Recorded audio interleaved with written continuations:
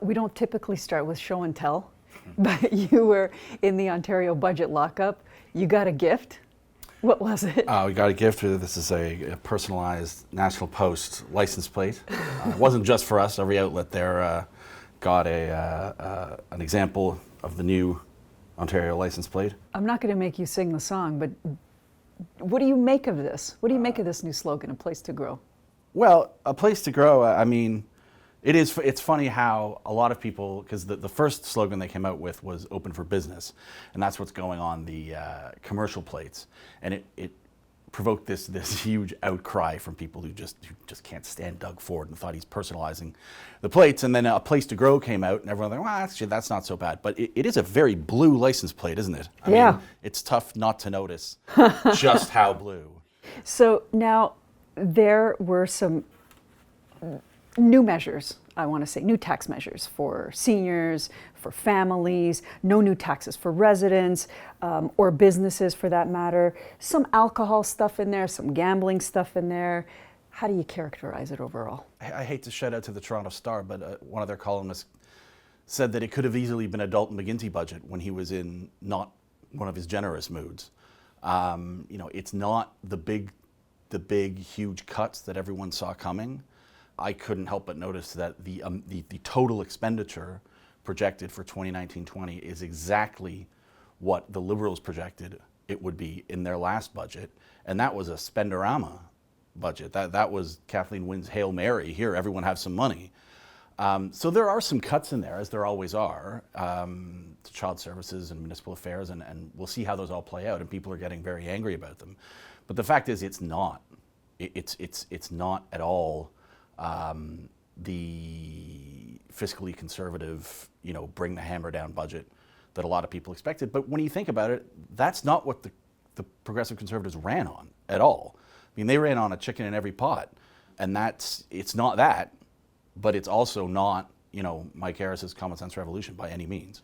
We have seen the photographs, and we know that Doug Ford, Ontario's premier, has a relationship with the opposition leader, Andrew Shearer. What's the strategy here politically in a federal election year? How does this play into that? Well, I think I don't know if it's deliberate. I don't know if they sat down and said, hey, if we bring the hammer down here and try to balance the budget in 2 years or something, that this is probably not going to help Andrew Shearer very much, because Doug Ford is a leading light in the federal party these days. I mean, you can see the federal conservatives every day kind of adopting some of his techniques, some of his tactics. So I don't know if it was deliberate, but it certainly does help, I think. I don't think Doug Ford helps the federal conservatives, when they're trying to win centrist votes. It would have been much harder if he'd brought down a really hardcore right-wing budget, because then the Liberals could have said, hey, look, that's where we're headed.